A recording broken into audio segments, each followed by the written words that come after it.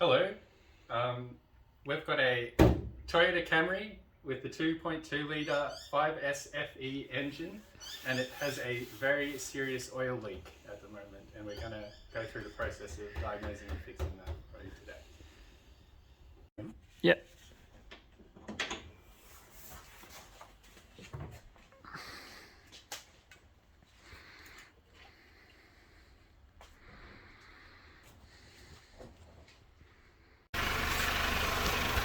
Let's try and get in there.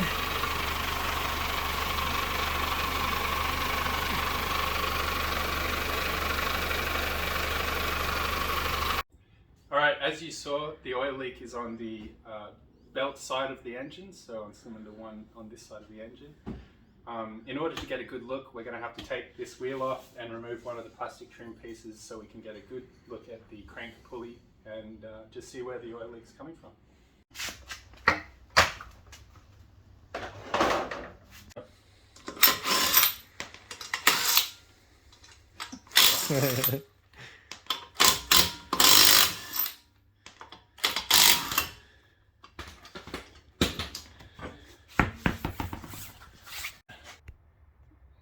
Alright, we've got a plastic trim piece blocking our view of the engine. It's just a couple of 10 mils to get this off.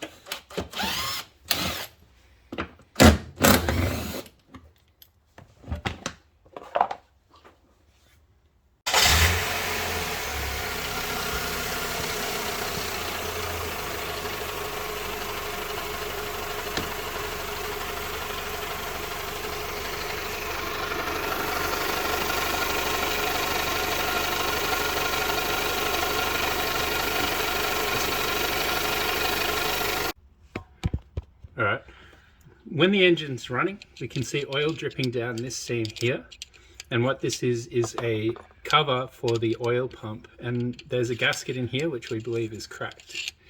One of the issues when dealing with the oil pump on engines like this, and this one specifically, is you have to remove the timing belt, and so as a result we're just going to use this as an opportunity to change the timing belt and do a bit of a service down here at the same time. Makes sense. Yep. Yes. Alright, part of removing the crank pulley, we'll be taking off all these belts. At some stage we're going to have to remove this engine mount as well, because we're going to try to access the oil pump from below, which will mean lowering this side of the engine down. We'll explain that in more detail later. Alright, to take off the auxiliary belt, we're going to have to take the tension off it, and in order to do that, we just need to shift the alternator. So we loosen off this pivot bolt here. This is a 14mm. Then we need to loosen off the locking bolt here, which is a 12mm, and then we can slowly take the tension off with this bolt here. Yeah, let's do it.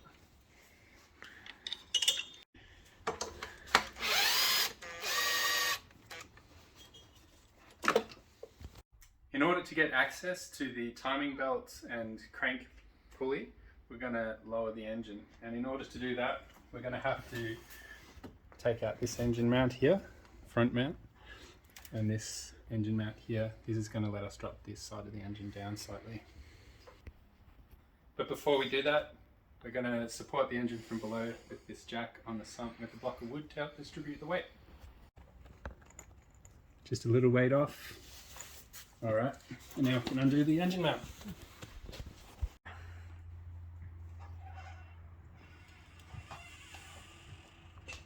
Now we've removed the side mount. I'm just going to remove the mount bracket here. It's just a 14 on top and a 14 way down below. Right in there. Yep. So just checking is it captive or not.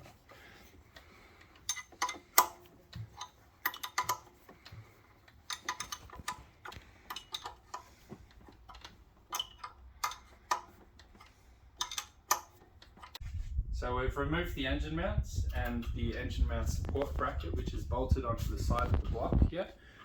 And that's allowed us to take off the timing belt cover to expose the timing belt. Before we remove the timing belt, I'm just going to rotate this crank pulley with the timing belt on until the timing mark that's on the pulley here, it's a little notch in the end of the pulley, lines up with our marks on the top. There it is. So this will line up with markings on the cover back here, but first I'll turn it over.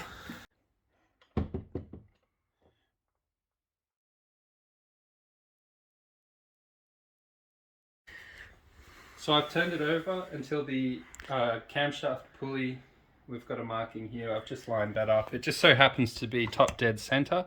There are other ways to find top dead center. I'm not going to go into it, but essentially I've turned it over till it's at top dead center. That's reflected by these marks here lining up. And on the crank pulley, we've lined up the marking with the indicators on the timing belt housing. The notch is just there. You can't really see it very close up.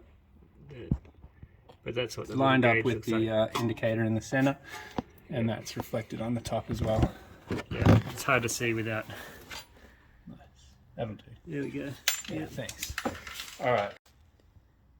In order to undo the crank pulley bolt, we're going to have to turn it counterclockwise. In order to do that, we're going to take the alternator belt.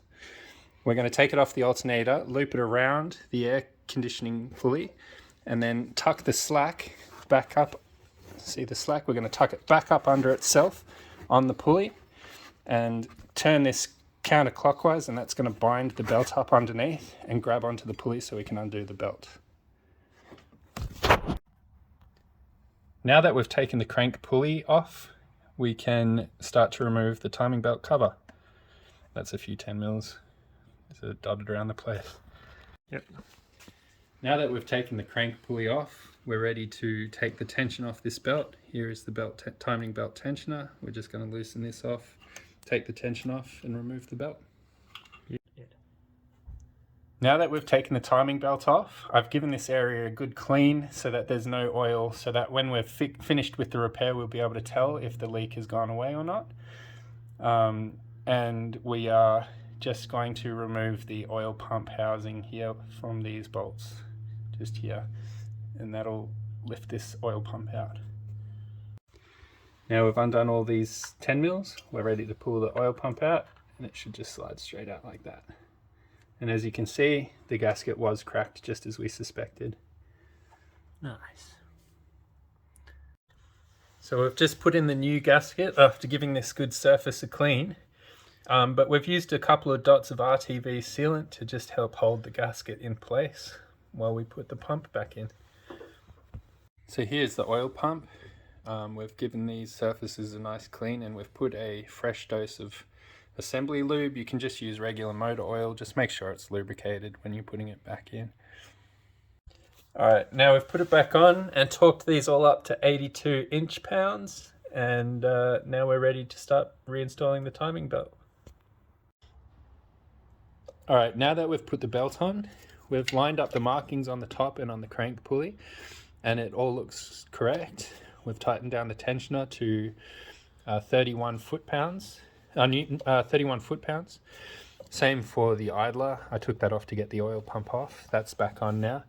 So in order to check that the timing is correct and the tension's right and we're on the right number of teeth, we're going to turn the crank pulley over 2 full revolutions, and that should bring this marking back around to the top, and the markings should line up on top and bottom, and that way we'll know that the timing is correct.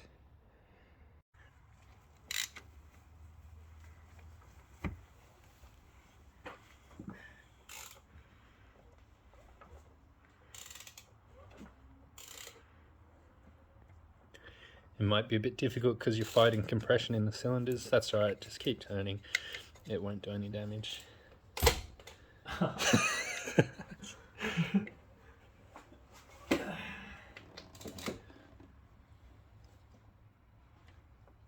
It's hard because you've got to do two full revolutions, just because the cams will revolve half as much as the crank.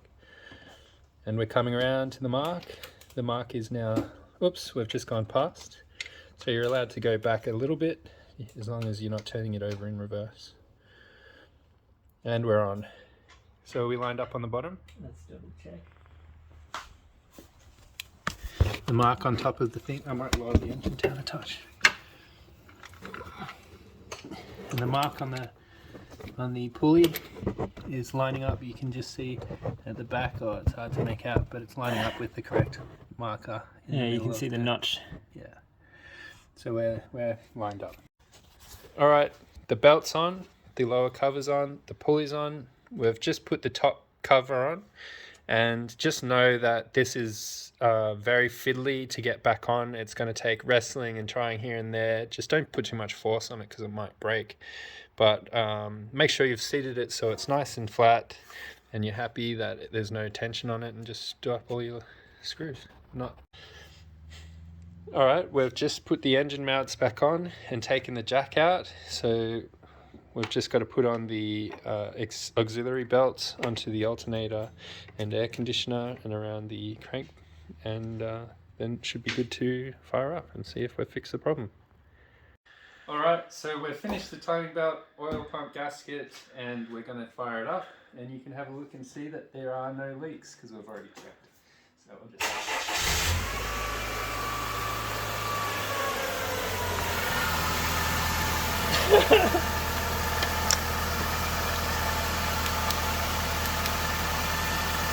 Hey! Not pouring oil. Nothing.